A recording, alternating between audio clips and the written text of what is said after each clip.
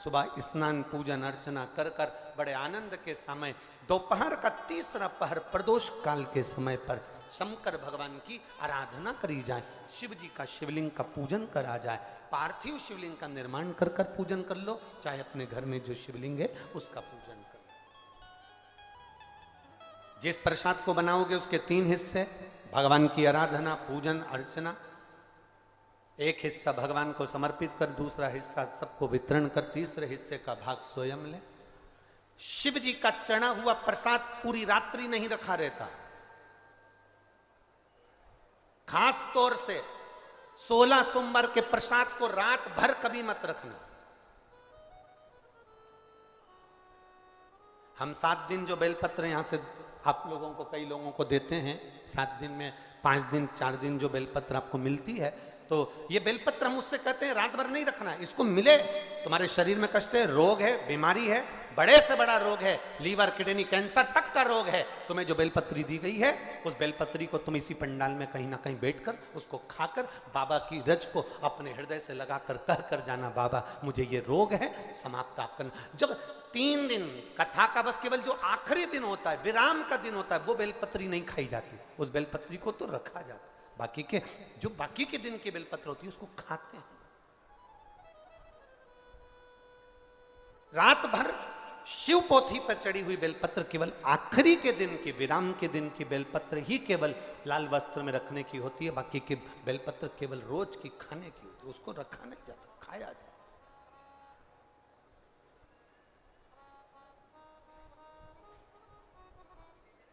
उसको प्राप्त किया। जैसे अशोक सुंदरी पर चढ़ी हुई पीपल के वृक्ष की, पीपल के पत्ते की अग्रभाग अगर शिव जी की अशोक सुंदरी की ओर स्पर्श करा हुआ, कितना भी दमाओ, कितनी भी श्वास की बीमारी हो, फेफड़े कितने भी कमजोर हो गए, उस पीपल के पत्ते का अग्रभाग हमारे उस श्वास को ठीक करती है, दमा को ठीक करती है। अशोक सुंदरी था इसमें।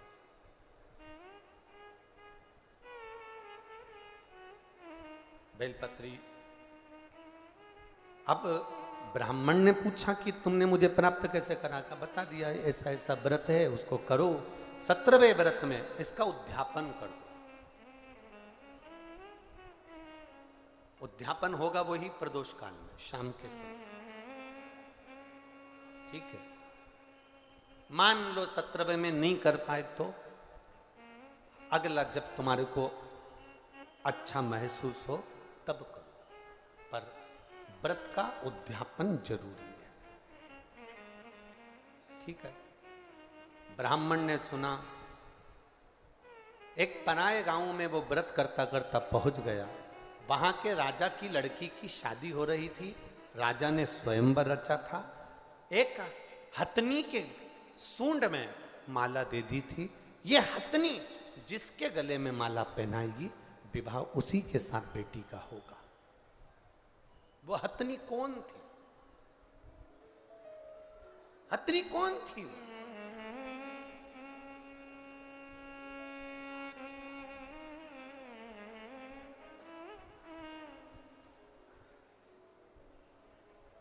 अगर नरसिंह पुराण को आप पढ़ेंगे तो नरसिंह पुराण में लिखा हुआ है, राजा के नगर में हथनी के सूंड में माला दी गई, ये माला जिसके गले में पहनाएगी उसी के साथ मेरी बेटी का विवाह होगा। वो हथनी कौन थी? ऐसे संकल्प पहले के राजा लेते थे। वो संकल्प क्यों लेते थे? जनक जी ने संकल्प लिया, जो इस धनुष को उठाएगा चढ़ाएगा उसी के साथ बेटी ब्याहूंगा। तो जनक जी को क्या पड़ी जो उन्होंने ये संकल्प लिया? संकल्प व्यक्ति कब लेता है? जब उसको कुछ अच्छा नजर आता। क्या जनक जी ने देखा था?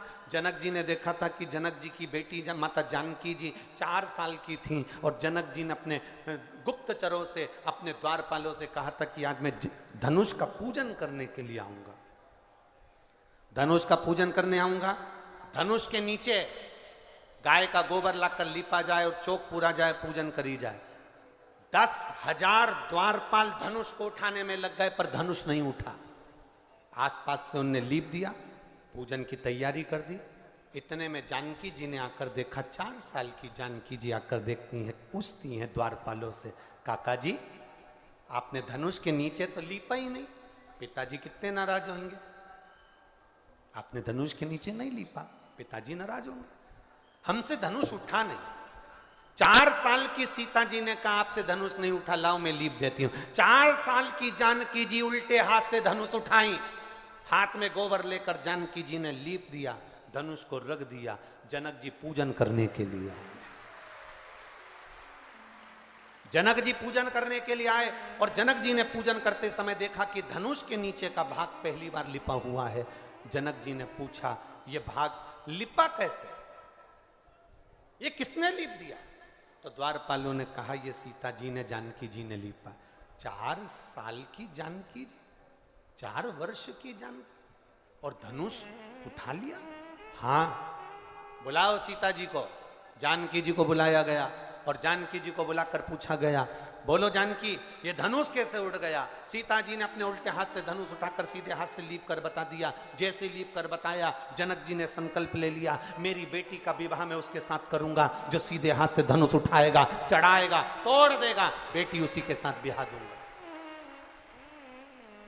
जैसे जनक जी ने संकल्प लिया था, वैसे ही शिव महापुराण की कथा कर रही है। एक राजा ने संकल्प लिया कि हथनी जिसके गले में माला पहनाएगी, बेटी का विवाह उसके साथ करूंगा। ये हथनी है कौन? नरसिंह पुराण कहती है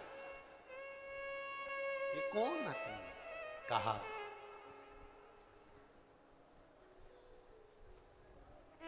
ये वो हथनी जिसने जन्म से शंकर के मंदिर की चौखट पर इसका जन्म हुआ। एक हथनी ने इसको जन्म दे दिया, मां प्राणों को छोड़कर चली गई थी। एक व्यक्ति रोज शिव मंदिर जाता था और इस हथनी को सहला कर जाता था। हथनी धीरे धीरे बड़ी होती गई, शिव की आराधना में यह हथनी भी डूब गई। कहते हैं हजारों हजार ऋषिवर की बुद्धि में जितना बल था, उस हथनी में उतना बल सोचने का और समझने का था कि किसका भाग्य क्या कहेगा, वो हथनी समझ जाती थी। राजा ने उसी हथनी के गले में माला पहनाने के लिए दी कि ये माला तुम अपने सूंड में रखकर जिसको पहनाओगी उसी के साथ बेटी का विवाह होगा। हथनी ने राजा की लड़की को देखा था कि इसका भाग्य क्या कहता है। ब्राह्मण के गले में, जो मित्र थे कार्तिकेय जी के, उनके गले में माला पहना दी गई। माला पहनाई, विवाह पक्का हो गया। राजकुमारी का विवाह उस ब्राह्मण के साथ हो गया। ब्राह्मण साधारण नहीं दिया, माला पहनने के बाद उसको एक नगर का राजपाट प्राप्त हो गया, जिस नगर का राजा उसको देकर चले गए। शिव क्या करते हैं? कई लोग कहते हैं शंकर भगवान करते क्या, शिव जी करते क्या? हम कहते हैं शंकर भगवान का केवल एक ही काम है, जो लिखा विधाता ने तुम्हारी किस्मत में, जो दुख विधाता ने लिखा, शिव जी का एक काम है। तुम जब शंकर भगवान के शिवलिंग पर जल चढ़ाते हो तो शिवलिंग पर जो चंदन लगा रहता है वो जल चढ़ाने से धुल जाता है। जब तुम शिवजी पे जल चढ़ाते हो तो चंदन धुलता है, श्रृंगार धुलता है। उसी तरह शंकर जी पे जल चढ़ाते समय वो जल तुम्हारे भी दुख को धो देता है, दुख को धो।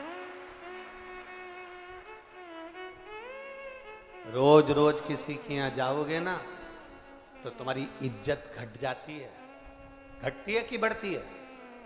बोलो बोलो, जम के बोलो जरा। घटती है। रोज रोज किसी के दरवाजे पर जाओगे तो इज्जत घटेगी, पर रोज रोज महादेव के दरवाजे पर जाओगे तो इज्जत बढ़ेगी।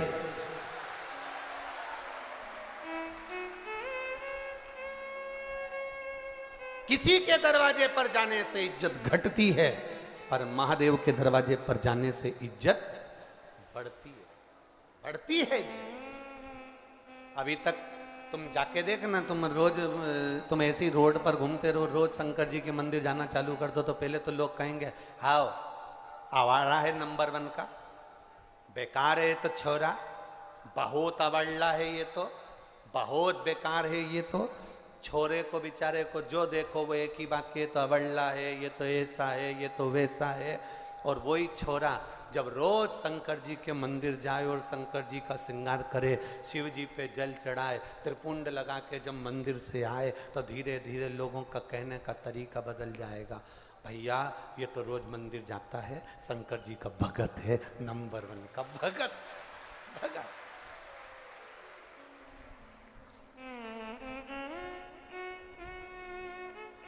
शिव की भक्ति इसके अंदर, शिव का गुणगान इसके अंदर। अब शादी हो गई, राजकुमारी आ गई, राजकुमारी ने पूछ लिया अपने पति से, मैं एक राजा की लड़की, तुम एक ब्राह्मण के बेटे, मैं कैसे मिल गई तुमको? कहा 16 सोमवार के व्रत के फल से मिली। व्रत का फल इतना होता है, एक बेटा मुझे चाहिए, पुत्र की कामना से उसने 16 सोमवार का व्रत करा, उसको एक पुत्र भी हो गया। पुत्र होने के बाद पुत्र धीरे धीरे बड़ा भी हो गया। बड़ा होने के बाद पुत्र ने एक दिन पूछ लिया, माँ मैं राजघराने में जन्म ले लिया, ऐसा मैंने कौन सा पुण्य करा था? कभी आप भी विचार करना, चौराहे पर खड़े हुए भिखारी को देखना,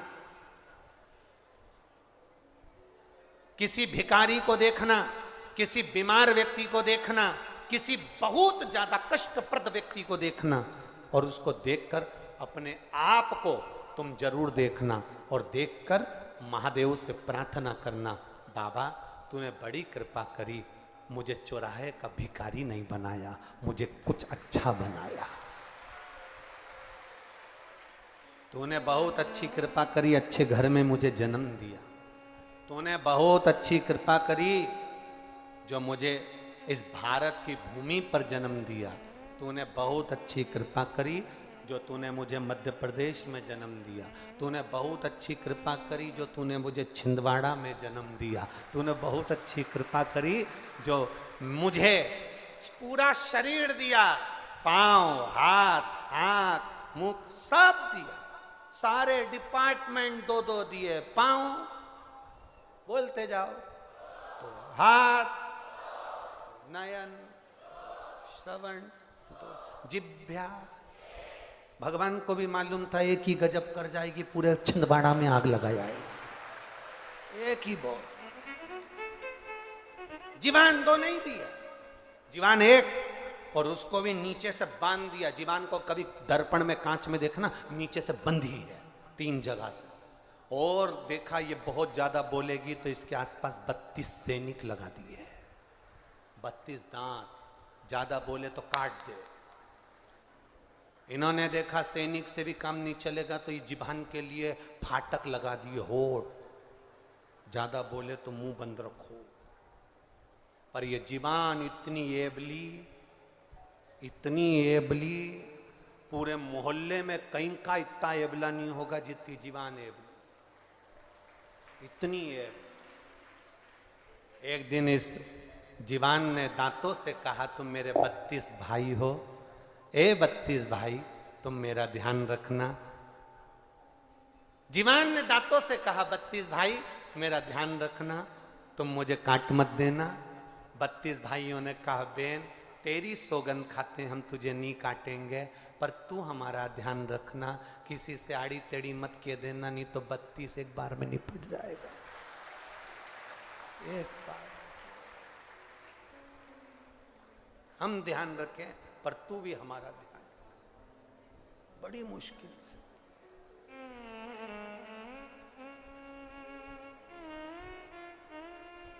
वो कहते ना, इस जिह्वा को रोग लगा है, दिन भर चुगली करने।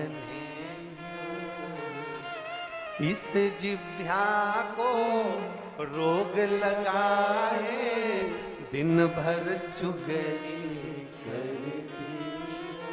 कई कई की तो ऐसी भी आदत रहती है कि कथा में भी चुगली करती रहेगी। कहीं की को आगे बैठी दिख गई ना तो पीछे वाली, वो देख कमला की बहू बैठी वो देख, वो लीलाबाई की छोरी, ये हर जगह ना जाने कहां से आगे घुस जाती है, पता ही नहीं पड़ता। आ गई साड़ी में पिन लगा के। इस जिभ्या को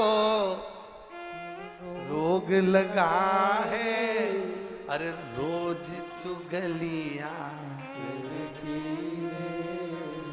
इन जिभ्या से शिव जी जप लो, सारे रोग मिट, सारे रोग की समाप्ति है, मिट जाए।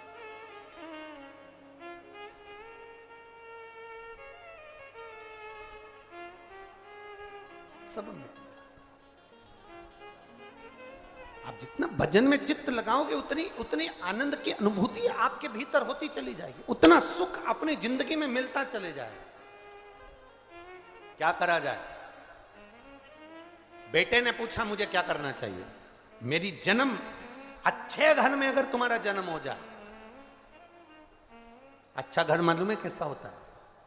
अरे जम के तो बोलो, जिसके यहाँ एसी लगा है वो अच्छा घर है, जिसके यहाँ डनलप के गद्दे बिछे हैं वो अच्छा घर है, खूब जोरदार गाड़ी बंगला सो अच्छा घर है? नहीं, अच्छा घर, अच्छा घर। तो हमने एक बार पहले कथा में कही थी,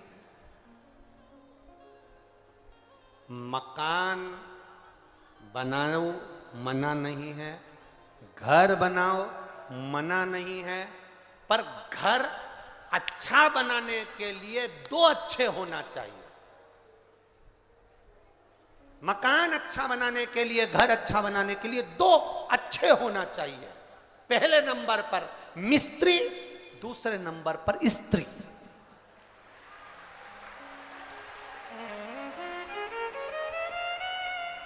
अगर ये दो अच्छे हैं तो तुम्हारा घर अच्छा है। मिस्त्री थोड़ी सी भी मिस्टेक कर देगा तो बाथरूम में पानी भरा की भरा ही रहेगा, झाड़ू लगा लगा के निकालना पड़ेगा, वाइपर से निकालना पड़ेगा। मिस्त्री गड़बड़ होगा तो दीवार में सिड़न आ जाएगी, मिस्त्री गड़बड़ होगा तो खिड़की में से पानी अंदर घुस जाएगा। और अगर स्त्री थोड़ी भी अगर गड़बड़ निकली गई तो तू दुकान छोड़ के घर कभी नहीं आएगा, ये निश्चित है। घर अच्छा बनाने के लिए दो जरूरी है, एक मिस्त्री और दूसरी स्त्री। स्त्री अच्छी हो और मिस्त्री थोड़ा बहुत गड़बड़ भी होगा तो चल जाएगा। मकान अपना है पर ये जगदम्बा अच्छी होना चाहिए, नहीं तो दिन भर चंद्र घंटा बंद कर दो। ये ठीक जरूर, नहीं तो रोज सवेरे से लेके शाम तक आरती गाते रहोगे। अम्बे तू है जगदम्बे काली, जय हो छिंदवाड़ा वाली, हम सब उतारे तेरी आरती। तेरे घर के बच्चों पे भीड़ पड़ गई।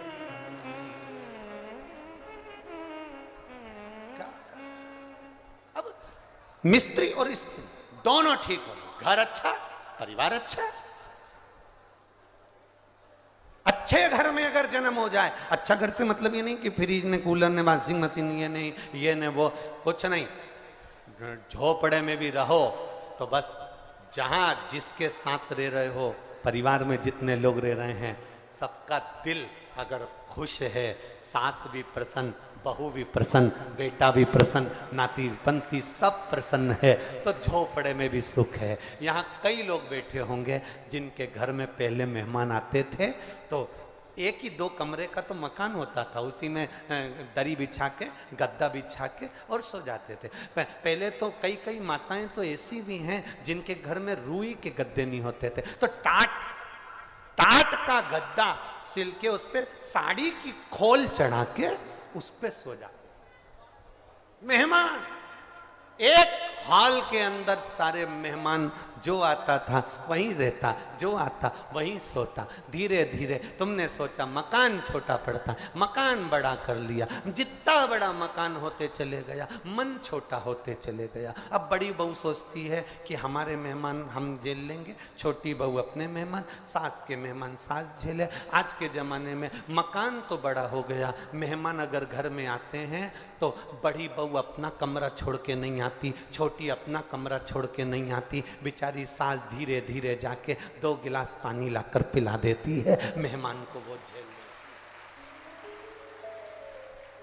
मेहमान पूछते भी हैं बड़ी बहू नहीं दिख रही, अब उसको कौन के कौन के। कभी कभी तो पूरी पुराण की लीला भी पलट जाती, हमने देखा है कई बार। एक बार हम लोग हैदराबाद जा रहे थे, तो हैदराबाद जाते जाते हमारी जो ट्रेन का टिकट था उसमें इधर सामने की 2 बर्थ थी, एक पति पत्नी की, और इधर की बर्थ हमारी थी। तो हमारे सब बच्चों के साथ हम बैठे थे। अब इधर की बर्थ थी, वहां पर लोग बैठे।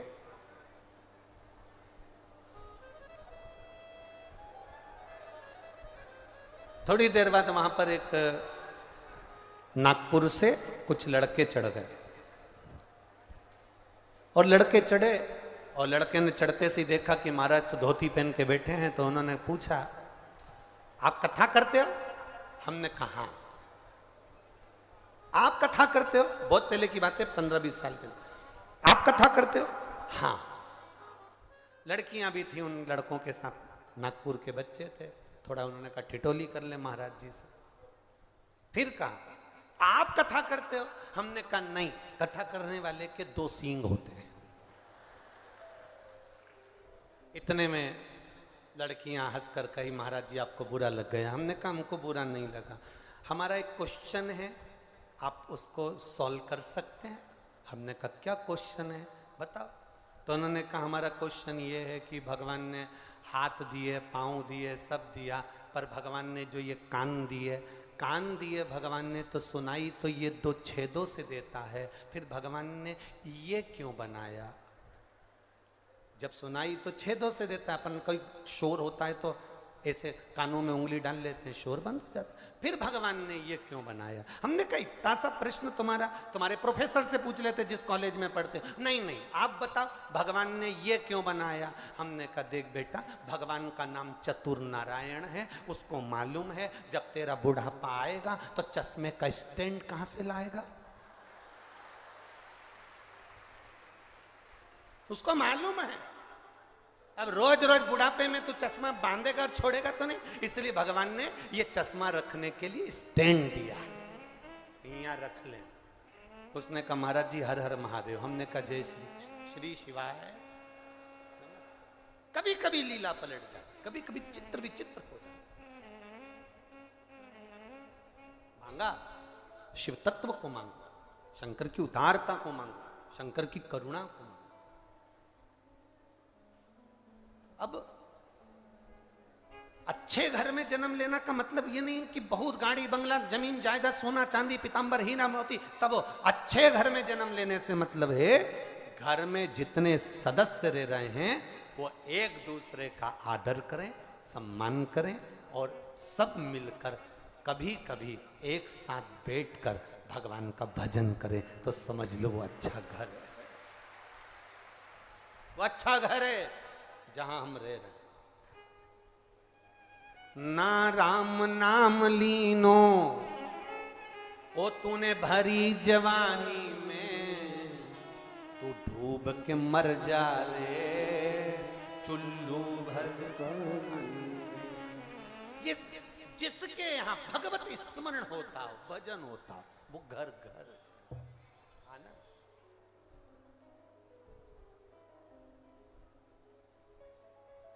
जहां भजन ही नहीं है वह आनंद। बेटे ने अपनी माता से पूछा माँ इतने अच्छे घर में मेरा जन्म हुआ, मैंने करा क्या था?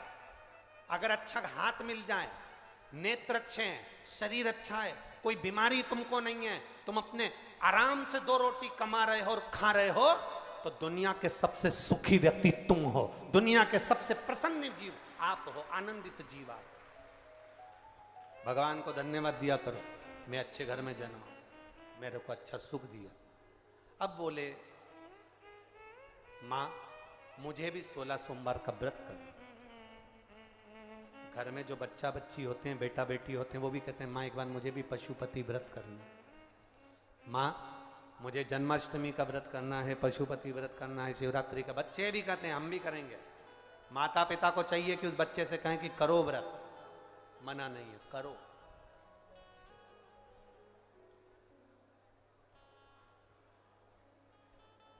करो व्रत, व्रत करने में मना नहीं। बेटे ने व्रत करना प्रारंभ करा, नियम बना लिया व्रत का नियम।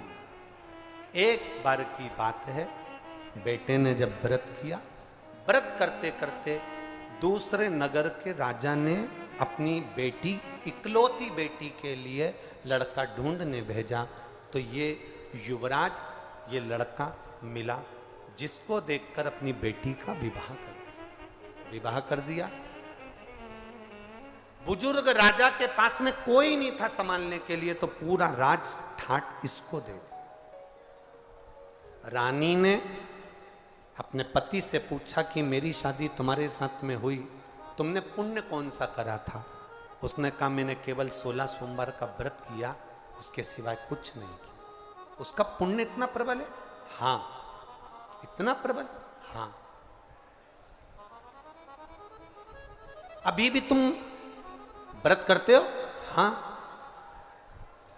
16 सोमवार? हाँ। एक बार 16 सोमवार का व्रत का कार्य था, पति ने अपनी पत्नी से कह दिया कि पूजन का सामान लाकर दे दो। शिव महापुराण की कथा यहां तक वर्णन करती है, पशुपति व्रत करो तो अपने हाथ से प्रसाद बनाओ, पशुपति व्रत करो तो अपने हाथ से थाली लगाओ। शंकर भगवान की हरतालिका तीज का व्रत करो, चाहे पशुपति व्रत करो, चाहे शिवरात्रि का व्रत करो, अपने हाथ से पूजन की थाली लगाना चाहिए, जमाना चाहिए। अपने हाथ से पूजन की थाली को तैयार करना चाहिए, दिया बाती सब अपने हाथ से, अपने हाथ। और आज हम कहने में पीछे नहीं हटेंगे, एक बात जरूर आपसे कहेंगे, अगर आप स्वीकार करेंगे तो। पशुपति व्रत करने वाली माताओं से निवेदन है, आप जो मंदिर में 6 दिए लेकर जाती हो, उस 6 दिए में जो बत्ती बनाकर ले जाती हो, वो बत्ती बाजार की बनी होने की अपेक्षा रुई से अपने हाथ से बनाकर लेकर जाना। फिर पशुपति व्रत का फल मिले कि ना मिले बताना जरूर। बाजार की बनी बनाई बत्ती, यहां तक पशुपति व्रत में हमने यहां तक कहा कि बाजार का प्रसाद नहीं, अपना बनाया हुआ प्रसाद रखो। बोला था कि नहीं बोला था? जितनी माताएं बेटी बोलो जरा जम के, बोला है ना? अपने मीठे चावल बना लो, हलवा बना लो, खीर बना लो, जो 3 हिस्से कर सको वो बना, अपने हाथ से सिद्ध करो। 6 दियों में जो बत्ती रखो वो भी अपने हाथ से बटी हुई, अपने हाथ से बनी हुई।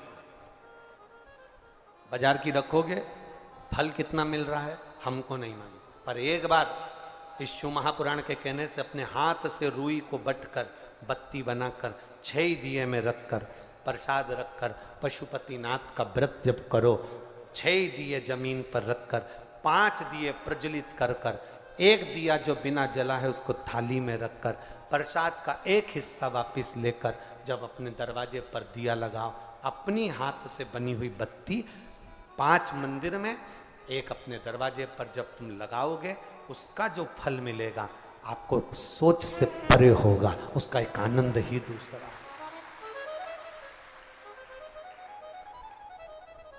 रेडीमेड जमाना हो गया, चंदन भी रेडीमेड, बाती रेडीमेड, सब सामान रेडीमेड।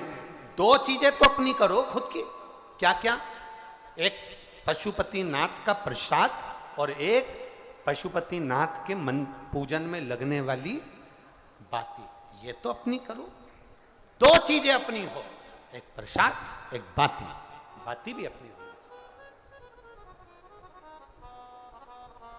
आपत्ति अपनी। कितना सुंदर प्रसंग है। स्कंद पुराण का यह प्रसंग आपने पहले भी सुना होगा। एक बुढ़िया के घर में बच्चे नहीं हुए, एक बुढ़िया के घर में उसके बेटे के यहां संतान नहीं हुई, पोते का मुंह नहीं देखा उसने, दुखी रहती थी, सबको गाली देती थी, सारे देवताओं को गाली देती थी, संतों को गाली देती थी, सबको गाली। कोई संत उसके यहां मांगने चले जाए तो वो मारने दौड़ती थी। बुढ़िया एक दिन पोछा लगा रही थी, एक संत उसके यहां मांगने के लिए आ गए। बुढ़िया ने पोछा लगाते लगाते वो पोछा ही उठा के संत को फेंक के मार दिया। ले ये रख ले। पोछा लगाने का पोछा फेंक कर मारा। उस पोछे को संत ने उठाया, धोया, धुलवाया, धुलवा कर उस पोछे को धुलवाने के बाद उसकी जो चिंदी थी उसको मट कर दिया लगा दिया।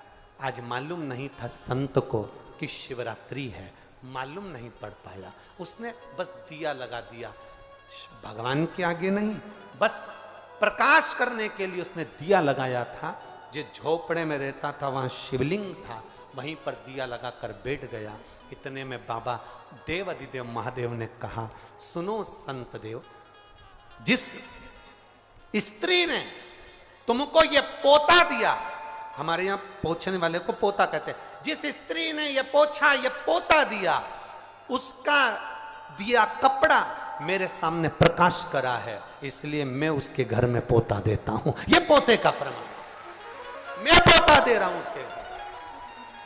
एक पोछे का कपड़ा भी हमको फल दे जाता है। अपने हाथ से आप लोगों ने पशुपति व्रत करे हो और आपको लगता है कि मैंने व्रत करे थे मेरा काम नहीं हुआ, एक बार अपने हाथ से बाती को मट कर भगवान के सामने 5 पशुपति व्रत कर कर देखिए। रानी से कहा कि मेरा पूजन का सामान भेज देना, अपने हाथ से हरताली का तीज की पूजन की तैयारी करो, अपने हाथ से फुलेरे का स्मरण करो, अपने हाथ से पूजन का साहित्य तैयार करो, अपने हाथ। अब संतान, अब यहां उसने अपनी रानी से कहा मुझे सामान ला दो। रानी ने नौकरानी के हाथ, दासी के हाथ सामान भेज दिया पूजन का।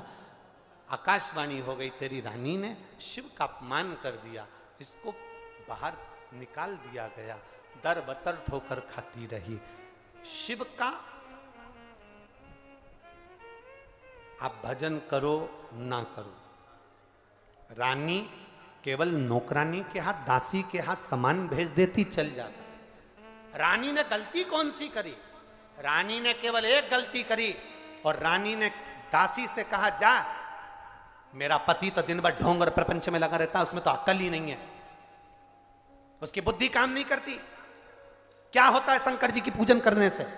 क्या होता है 16 सोमवार का व्रत करने से? आप नौकरानी के हाथ सामान भेज देते, चल जाता। आप दुकान पे से सामान भेज देते, चल जाता। पर आप मुख से शंकर की निंदा तो नहीं करते। शिव की निंदा करने वाले की गति क्या होती है, ये शास्त्र का है। रानी ने निंदा कर दी, दासी ने सामान लाया, पूजन कर दिया, पति ने। रानी तरबतर भटकती रही। ऐसी स्थिति रानी की हो गई, पानी को हाथ लगाती थी तो कीड़े हो जाते थे,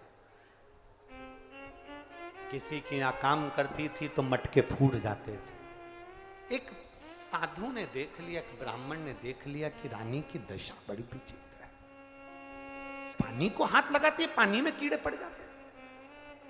संत ने पूछ लिया, ब्राह्मण जन ने पूछ लिया, ए बेटी, तुम अच्छे घर की दिखती हो, पर तुम्हारा शरीर, तुम पानी को हाथ लगाती हो तो सरोवर में कीड़े पड़ जाते हैं, तुम कपड़े को छूती हो तो कपड़ा जल जाता है, वृक्ष के नीचे बैठती हो तो वृक्ष में आग लग जाती है, हरा भरा वृक्ष सूख जाता है, तुम आखिर ये सब क्या है? रानी ने कहा, मैंने अपने पति ने पूजन का सामान मंगवाया था, मैंने नौकरानी के हाथ, सेविका के हाथ भेज दिया, उससे मेरी ये दशा हुई। संत ने कहा, पूजन का सामान किसी के हाथ से भी भेजा जाए, ये कभी हो ही नहीं सकता। मां अंदर रोटी बना रही है, दरवाजे पर मांगने वाला कोई खड़ा है भूखा, मां ने अपने बेटे से कहा, ले ये रोटी लेकर जा और उसको देकर बेटे ने रोटी दी तो माँ के हिस्से में पुण्य नहीं आएगा क्या? अरे बोलो तो जम के, माँ के हिस्से में पुण्य नहीं आएगा क्या? माँ के हिस्से में पुण्य आएगा, क्योंकि रोटी माँ ने बनाई है। माँ ने कहा बेटा जा रोटी देकर आ, माँ के हिस्से में भी पुण्य है और जिसने दिया उसके हिस्से में भी पुण्य है। तो यहाँ अगर तुमने नौकरानी को भेजा कि ये सामान रख के आओ, पूजन का सामान देकर आओ, तो इतने में तो तेरी ये गति नहीं होना चाहिए थी, तेरे ऊपर इतना बड़ा दोष नहीं होना चाहिए, तेरी ये गति होना ही नहीं चाहिए। तू झूठ बोल रही है कि तूने सामान भेजा तो भगवान नाराज हो गए और मेरे हाथ ऐसे हो गए, मेरा शरीर ऐसा हो गया कि बेकार, ये हो ही नहीं सकता। तू झूठ बोल रही है, तू झूठ बोल रही है, ये तेरी गति ऐसे नहीं हो सकती। तब रानी ने कहा मैंने तो बस यही करा था, नौकरानी के हाथ भेजा था। नहीं, तू याद कर कि तूने करा क्या, तू करी क्या है वो याद कर लेगा। तब रानी ने कहा कि मैं पलंग पर बैठी थी, नौकरानी से मैंने कहा कि तू ये सामान लेकर जा। इतने में मेरा भोलेनाथ नाराज नहीं हो सकता। भोलेनाथ नाराज तब होता है, शिव की निंदा करने वाले को तो भुगतना पड़ता है। केवल तू नहीं, शंकर भगवान की निंदा करी थी देवऋषि नारद ने। देवऋषि नारद ने जाकर कहा था भोलेनाथ आप कामदेव को नहीं जीत पाए थे, मैंने कामदेव को जीता है। शंकर भगवान की निंदा नामदेव उसने नारद ने करी, और शंकर भगवान की निंदा नारद ने करी तो शिव जी ने कहा नारद तुमने ये बात मुझसे कह दी, पर नारायण से जाकर मत कहना कि तुम ये शब्द मत बोलना कि तुम काम को जीते। नारद जी ने जाकर भगवान विष्णु से कह दिया नारायण जिस कामदेव को भोलेनाथ नहीं जीत पाए उस कामदेव को मैंने जीता है। शंकर भगवान जिसको नहीं जीत पाए उसको मैंने जीता है। भगवान विष्णु की आंख से आंसू बह गए। लक्ष्मी जी ने पूछा तुम रो रहे हो, क्यों रो रहे हो? भगवान कहते हैं नारद जी ने निंदा कर दी शंकर जी की, मैंने निंदा सुन ली शंकर जी की, इसलिए ये नारद का सिर तो जाएगा पर मेरा भी सिर कटेगा, ये निश्चित है। वही हुआ, नारद को बंदर का मुंह लगा, रामचरितमानस में लिखा है, और भगवान विष्णु ने शंकर की निंदा सुनी थी इसलिए उनका सिर कटा, तो घोड़े का मुंह लगा, हयग्रीव अवतार हुआ भगवान विष्णु। शिव की निंदा करने वाला और शिव की निंदा सुनने वाला ये दोनों महापापी की गिनती में आते हैं। शंकर की निंदा कभी ना सुनो, शंकर की निंदा कभी ना करो, शिव भक्त की निंदा कभी ना करो। शिव भक्त की कभी निंदा नहीं होना, शंकर की निंदा नहीं। गलत कर दिया तूने, तू याद कर तूने कुछ गलती करी होगी। इतने में रानी ने कहा मैंने गलती केवल एक करी है कि मैंने कह दिया था मेरा पति तो ये ढोंग प्रपंच में लगा रहता है, क्या होगा शंकर जी को जल चढ़ाने से, क्या मिलेगा शिव जी को जल चढ़ाने से, क्या मिलेगा 16 सोमवार व्रत करने से। मैंने थोड़ी सी निंदा कर दी थी।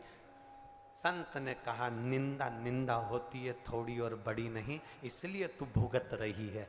अब एक काम कर, शंकर की तू आराधना कर, जो तेरा पति व्रत करता था वो तू कर। रानी ने व्रत करना प्रारंभ करा, रानी ठीक हुई, पति को याद आई, पति उसको लेने के लिए आया और फिर वापिस राजसी ठाट सिंहासन पर बैठ गए दोनों, फिर बैठ।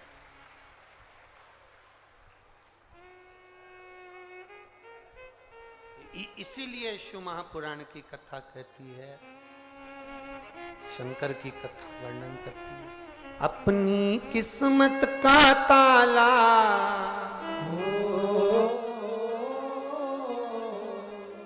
अपनी किस्मत का ताला हो, अपनी किस्मत का ताला तुम खोलते चलो, श्री शिवाय नमस्तुभ्यं तुम बोलते चलो, श्री शिवाय नमस्तुभ्यं तुम बोलते चलो, ओ श्री शिवाय नमस्तुभ्यं तुम बोलते चलो, ओ श्री शिवाय नमस्तुभ्यं तुम बोलते चलो, अपनी किस्मत का ताला हो, अपनी किस्मत का ताला हो, अपनी किस्मत का ताला तुम खोलते चलो। श्री शिवाय नमस्तुभ्यं तुम बोलते चलो। श्री शिवाय नमस्तुभ्यं तुम बोलते चलो। बड़े भाव से दोनों हाथों से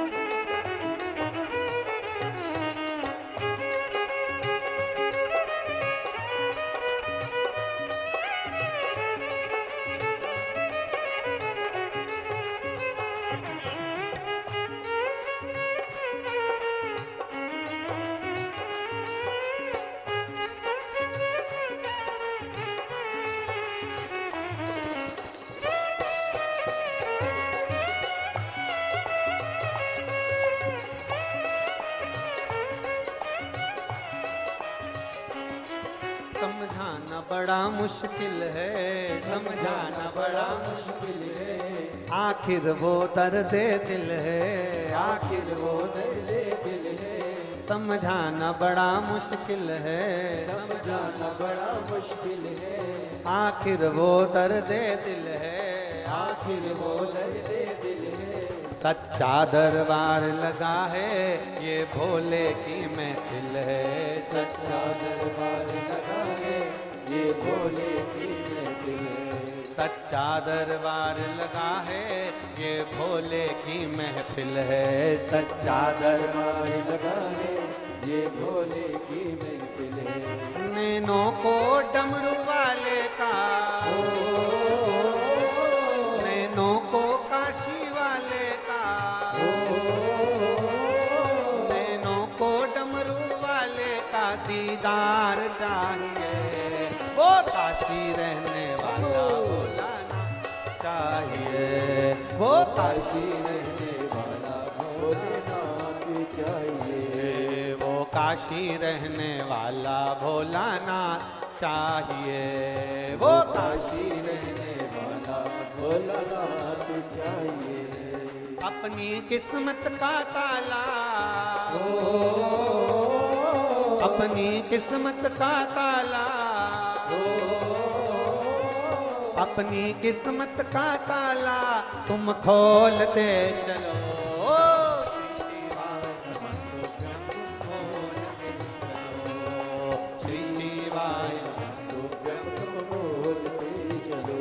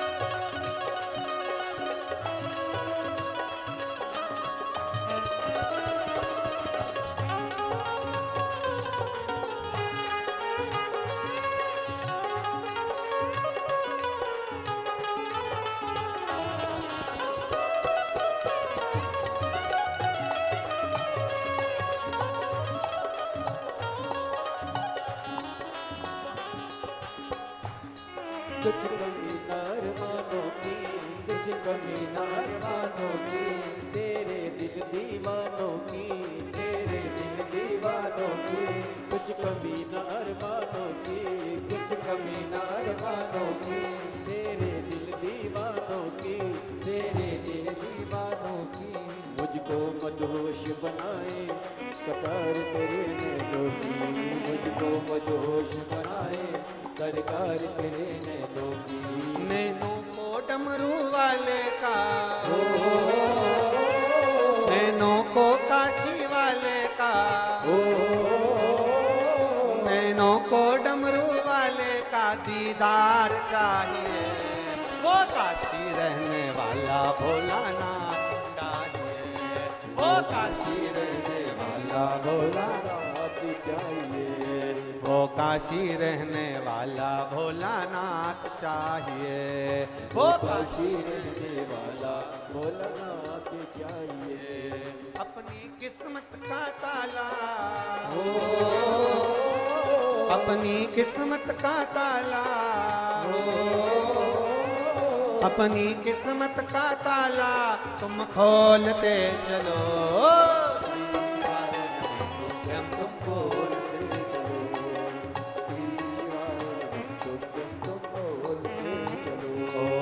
श्री शिवाय नमस्तुभ्यं तुम बोलते चलो, श्री शिवाय नमस्तुभ्यं तुम बोलते हर हर महादेव। बड़े भाव से दिल से बाबा से प्रार्थना कर लो। आज कथा का विराम दिवस, कुछ देर में कथा विराम की ओर जा रही है। बड़े भाव से प्रार्थना करिए, जहां जगह मिल जाए वहां बैठकर बाबा से अपने दिल की बात अवश्य कहिए, भाव से प्रार्थना करिएगा। श्री शिवाय नमस्तु, श्री शिवाय नमस्तु, श्री शिवाय नमस्तु, श्री शिवाय नमस्तु, श्री शिवाय नमस्तु। भोला सब दुख काटो मारा, ओ भोला सब दुख काटो मारा। शिव शंकर जपूं तेरी माला, भोले बाबा जपूं तेरी माला, भोला सब दुख काटो मारा, ओ भोला सब दुख काटो मारा। वेश है मंगल मंगलकारी, वेश है मंगल मंगलकारी, शमशान वासी हमारा, शमशान वासी हमारा, ओ भोला सब दुख काटो मारा, ओ भोला सब दुख काटो मारा। चंचुला देवी को तुमरुका जी कथा कहते कहते 12 ज्योतिर्लिंग का स्मरण करा रहे हैं। 12 ज्योतिर्लिंग की कथा का रस तत्व ग्रहण कराते हुए कहते हैं, चंचुला प्रथम सोमनाथ जी का वर्णन किया गया है। जिन चंद्र को काया का रोग हुआ, बाबा देवादिदेव महादेव का भजन कर काया का रोग ठीक हुआ। सोमनाथ जी के रूप में शिव जी विराजे। अगला वर्णन आया है श्री मल्लिकार्जुन का। शरणानंद कार्तिकेय को माता पार्वती शिव जी रिझा कर लेकर आए तो भगवान मल्लिकार्जुन के रूप में विराजमान।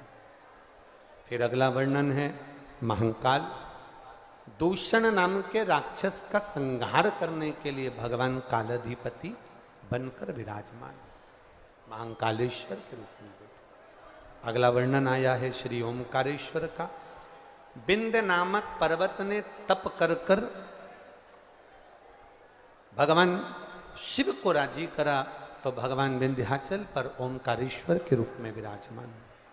अगला वर्णन है श्री केदारनाथ। नर नारायण ने तप कर कर भगवान शंकर को यहाँ पर विराजमान किया। फिर अगला वर्णन आता है भीमा शंकर का। कुंभकर्ण की धर्मपत्नी करकटी का पुत्र भीम, जिसने मंदिर देवालय शिवालय को तोड़ा, शंकर भगवान ने प्रकट होकर भीम का संहार कर कर भीमा शंकर के रूप में विराजमान। अगला वर्णन आया है काशी विश्वनाथ। मनु शत्रुपा ने तप कर कर शिव जी को यहाँ विराजमान करा। गंगा मैया निरंतर प्रवाहित रही। फिर वर्णन आया है त्र्यंबकेश्वर का।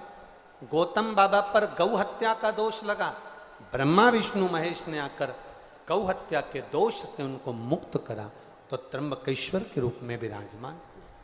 अगला वर्णन है श्री वैद्यनाथ जी का। रावण भगवान शिव को लेकर जा रहे थे, संध्या होने के भाव से, पूजन में लगने के भाव से भूमि पर शिव जी को रखा, शिवलिंग उठा नहीं, वैद्यनाथ जी के रूप में विराजित हो गए। अगला वर्णन है श्री नागेश्वर। दारुक नाम के राक्षस का संहार करने के लिए भगवान नागेश्वर के रूप में विराजमान। शिव महापुराण की कथा कहती है। फिर वर्णन आया है रामेश्वरम का। भगवान राम सेतु बांधने से पहले भगवान शिव की आराधना करते हैं और फिर लंका पर विजय प्राप्त करते हैं। ये शिव की आराधना, शंकर की पूजन, शिव महापुराण की कथा, जो दिल से श्रवण करता है, जिस लक्ष्य से, जिस आनंद से सुनता है, उसको वो विजयता अवश्य प्राप्त होती है, ये निश्चितता। अगला वर्णन आया है कृष्णेश्वर। सुधर्म नाम के ब्राह्मण की 2 पत्नी थी, सुदेहा घूष्मा। सुदेहा के घर में संतान नहीं थी, घूष्मा के घर में औलाद थी। घूष्मा ने अपने बच्चे को सुदेहा को दे दिया था। सुदेहा ने पाल पोस कर बड़ा करा, पर एक दिन शादी होने के बाद बेटे की पत्नी को मालूम पड़ा मेरी असली सास तो घूष्मा है। सुदेहा को पूछना बंद कर दिया। जब सुदेहा को पूछना बंद करा तब क्रोध आ गया सुदेहा को। सुदेहा ने अपने बेटे के टुकड़े टुकड़े कर दिए और टुकड़े टुकड़े कर कर एक कपड़े में बांध कर तालाब में फेंक दिए। घूष्मा का नियम था प्रत्येक सोमवार को शिव जी के शिवलिंग का निर्माण करना, प्रत्येक दिन शिवलिंग का निर्माण करना, पूजन कर कर विसर्जन करना। तालाब में विसर्जन करने गई, मन में भाव आया मेरे बेटे को बहुत दिन से नहीं देखा, तो वो बेटा मरा हुआ 1 हफ्ते पहले का तैरता हुआ बाहर आया, तो भगवान कृष्णेश्वर के रूप में विराजमान हो गए। ऐसा 12 ज्योतिर्लिंग का चरित्र तुमरुका जी चंचुला देवी को श्रवण कराते हैं। भाव से चंचुला देवी इस पावन चरित्र को श्रवण करती है। जैसे ही चंचुला देवी ने चरित्र को श्रवण करा, बिंदुक प्रेत योनि से छूट गया और बिंदुक प्रेत योनि से छूटकर तुरंत देव योनि को प्राप्त हो शिव के धाम में चला गया। शिव महापुराण की कथा कहती है, बाबा देवाधिदेव महादेव जो पीपल के वृक्ष के नीचे बैठकर पिपलेश्वर बनकर सुगंधा और रेणुका को जो 16 सोमवार के व्रत का भाव वर्णन कर रहे थे, वो कथा को दिल से श्रवण कराकर कहते हैं, सुनो सुगंधा, जो संसार सागर में मनुष्य इस भूमंडल पर मेरा भजन करता है, शिव तत्व का स्मरण करता है, सुगंधा रेणुका जो शंकर के 16 सोमवार व्रत का आनंद पाता है, पशुपति व्रत का आनंद पाता है, हरतालिका तीज के व्रत का आनंद पाता है, वो मेरे ही धाम को जाता है, शिव तत्व को प्राप्त कर लेता है। ऐसी पवित्र कथा सुनकर देवाधिदेव महादेव जो ईश्वर जी गोरा जी बने थे, उन्होंने अपने मस्तक से बेलपत्र उतार कर शिव पोथी को समर्पित कर दी। देवाधिदेव महादेव वर्णन करते हैं, ये बेलपत्र जीव का कल्याण करने वाली होगी। बाबा बड़े भाव से आनंद करते हुए अपना आशीर्वाद का आनंद सुख प्रदान करते हैं। चारों तरफ आनंद की लहर होती है। एक पत्र में एक बेटी ने लिखा है, गुरुजी हम आपसे बहुत गुस्सा हैं। एक बेटी ने लिखा है, गुरुजी हम आपसे बहुत गुस्सा हैं। आप पत्र टीवी पर भी पढ़ सकते हैं। गुरुजी हम आपसे बहुत गुस्सा हैं।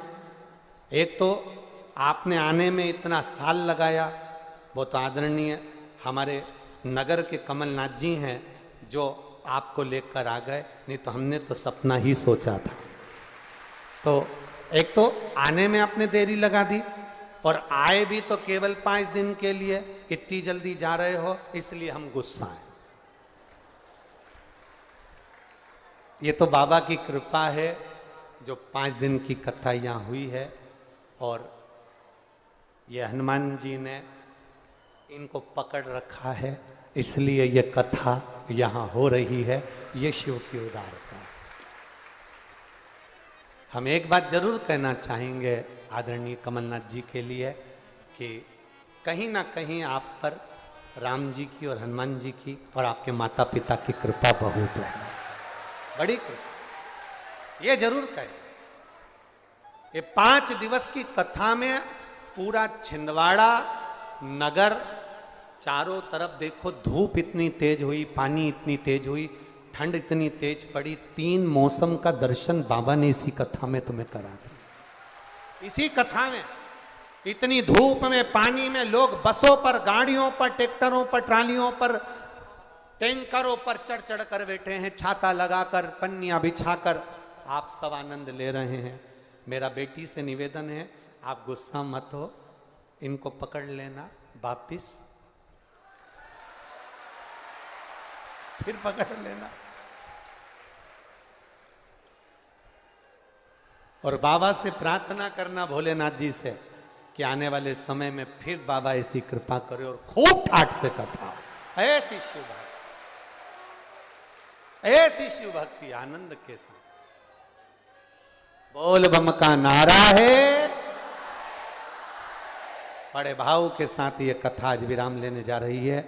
माननीय कमलनाथ जी को, माननीय नकुलनाथ जी को, संपूर्ण छिंदवाड़ा क्षेत्रवासियों को साधुवाद देते हुए इस कथा को हम विराम की ओर लें। उससे पहले मैं आदरणीय कमलनाथ जी को आमंत्रित करता हूं कि वो अपने शब्दों से संपूर्ण क्षेत्रवासियों को लाभान्वित करें और क्षेत्रवासियों के लिए, प्रदेशवासियों के लिए और देशवासियों के लिए अपनी वाणी से कुछ संबोधन देवें।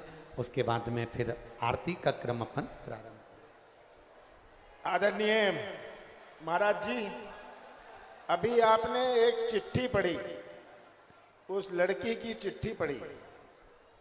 मैं उसकी कुछ बात से तो सहमत हूं, उसकी बात से सहमत हूं कि यहां हम सबका पेट नहीं बढ़ा। जय हो। और मैं तो आपसे कह रहा था, पहले दिन मैंने आपसे निवेदन किया था कि आप छिंदवाड़ा को गोद ले लीजिए, ऐसा जिला आपको देश भर में नहीं मिलेगा। मैंने कुछ परिचय दिया आपको महाराज जी, कुछ परिचय आपने खुद लिया, पर एक आखिरी परिचय मैं देना चाहता हूं छिंदवाड़ा का। 2.5 साल पहले छिंदवाड़ा में कोविड की और देश में कोविड की बड़ी लहर आई। पूरे देश में ऑक्सीजन, वो कौन सा इंजेक्शन था, रेमडेसिविर गोली, क्रोसिन की कमी। छिंदवाड़ा जिला एक ऐसा जिला था देश में जहां 1 घंटे भी ऑक्सीजन की कमी नहीं रही। सही बात है, इंजेक्शन की कमी नहीं रही। बाकी जिले के लोग देश भर से मुझे कहते थे ये छिंदवाड़ा में तो कोई कमी है नहीं। मैंने कहा ये छिंदवाड़ा जिला है, ये जो सामने बैठे हैं इनका प्यार है, इनका विश्वास है, जिसने मुझे वो बल और शक्ति दी है। महाराज जी, मैं अपनी ओर से, छिंदवाड़ा की जनता की ओर से, प्रदेशवासियों की ओर से, देशवासियों की ओर से आपको धन्यवाद देता हूं कि आपकी आवाज, छिंदवाड़ा की आवाज देश भर में, संसार में आई। छिंदवाड़ा आज और महान बना है। आपने छिंदवाड़ा को और महान बनाया है। जो आपकी आवाज सुन रहा है, आपकी कथा सुन रहा है देश भर में, जिसने कभी शायद छिंदवाड़ा का नाम भी नहीं सुना हो, आज वो छिंदवाड़ा मशहूर है। तो मैं आपका बहुत बहुत धन्यवाद करता हूं सबकी ओर से। मैं पुलिस कर्मियों से, सब सेवादारों से धन्यवाद करता हूं कि हमारा सफल कथा पर एक अंत में आपसे निवेदन करता हूं, ये तो आप कह जाइए आप आएंगे फिर से, ये तो आप कह जाइए जल्दी आएंगे, आते रहेंगे, तभी हमें तसल्ली होगी। आप सबका बहुत बहुत धन्यवाद। बहुत बहुत साधुवाद आदरणीय कमलनाथ जी का। आत्मीय प्रेम आपका इस व्यासपीठ के लिए और सारे शहरवासियों का, क्षेत्रवासियों का, संपूर्ण प्रशासन, संपूर्ण स्वास्थ्य केंद्र, नगर पालिका, महापौर, नगर निगम, जो भी है, यहाँ के सभी को बहुत बहुत साधुवाद है, जिन्होंने बहुत अच्छी तरह से इस कार्य को संभाला। इतनी लाखों की भीड़ आना और बाबा की कृपा से सब शांति से पूर्ण हो जाना, यही सफल आयोजन की एक आनंदता है। आप सभी को नमन करता हूं। 15 तारीख से फिर वापिस दोपहर में 2 बजे शिव महापुराण की कथा अष्टविनायक पूना महाराष्ट्र से सुनेंगे, आनंद लेंगे। 11 तारीख को एक दिन के लिए दोपहर में 1 बजे से 4 बजे तक इंदौर बड़े आनंद के साथ में कथा का रसतत्व शिव चर्चा का श्रवण करेंगे। भाव से आप सबको नमन करते हुए हर हर महादेव। आरती प्रारंभ हो रही है कुछ देर में। जय जय श्री राधे। सभी भक्तों को हर हर महादेव सदा जैसे की चा श्री शिवाय नमस्तोभ्यम। व्यासपीठ को नमन करते हुए हम सबके प्रिय, हम सबके लाडले ठाकुर कल्लू जी महाराज के चरणों में नमन करते हुए, परम सत्य परम आदरणीय विश्व विख्यात पूज्य गुरुदेव के पवन चरणों को नमन करते हुए और आप सभी से भक्तों के चरणों में नमन करते हुए, सुंदर आज हम सभी ने विराम दिवस की कथा, पंचम दिवस की कथा श्रवण करी। आरती का समय हो चुका है। आरती का आनंद हम सभी मिलकर लेंगे। पूर्व मुख्यमंत्री माननीय श्री कमलनाथ जी हमारे बीच में मौजूद हैं। आरती में हम और आप मिलकर सुंदर आरती का आनंद लेंगे। जय जय श्री राधे। हर हर महादेव। श्री शिवाय नमस्तुभ्यं। जय शिव ओंकारा भोले भज शिव ओंकारा, ब्रह्मा विष्णु सदा शिव, भोले भोलेनाथ महाशिव, हरिदानी दारा, ओम हरे हरे हरे महादेव। एकानन चतुरानन पहचान दे राजे, भोले पहचानन राजे। शासन गरुड़ासन, शासन गरुड़ासन, बस वाहन साजे, ओम हरे हरे हरे महादेव। दो भुज चार चतुर भुज, 10 बुद्धि अति सोहे, बोले 10 बुझे अति सोहे। तीनों रूप ने रखता, भोले जी का रूप ने रखता, भुवन जन मोहे, ओम हरे हरे हरे महादेव। अक्षमाला वनमाला मुंडिमाला दारे, बोले मंडे माला दारी, त्रिपुरारी कर सारे, त्रिपुरारी कंसारी, वनमाला दारे, ओम हरे हरे हरे महादेव। श्वेतांबर पीतांबर बागांबर अंगे, बोले बाबा करे आगे, सनिकादिक गरुड़ादिक सनिकादिक ब्रह्मादिक भूतादिक संगे ओम हरे हरे हरे महादेव कर के मदिक मंडल चक्र त्रिशूल धरता बोले चक्र त्रिशूल धरता जग करता जग हरता जग करता जग हरता जग पालन